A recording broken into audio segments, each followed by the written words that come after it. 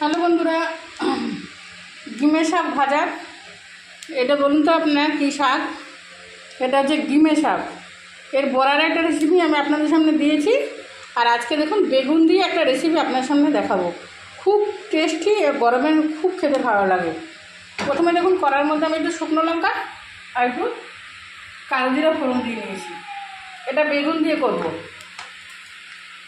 এবার দেখুন একটু তেল দিয়ে দেবো এর মধ্যে।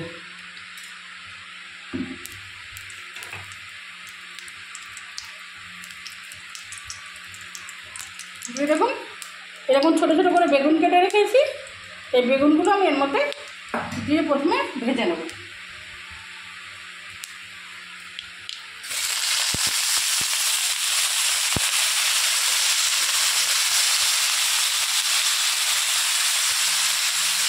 একটু নুন হলুদ দিয়ে ভেজে নিয়ে ফিরে আসছি।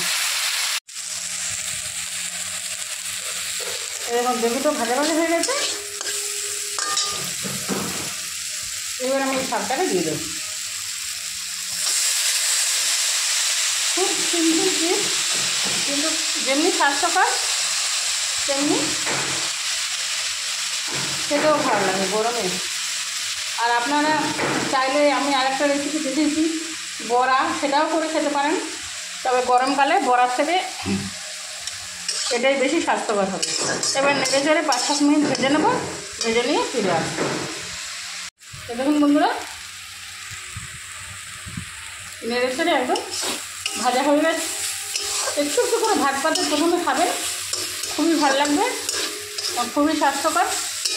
আমার চ্যানেলে আপনারা যারাই ফলো করেন বা করবেন, দেখবেন ঘরোয়া খাবারগুলো আমি খুব প্রেজেন্ট করি। এগুলোকে খেতেও সুস্বাদু এবং স্বাস্থ্যকর।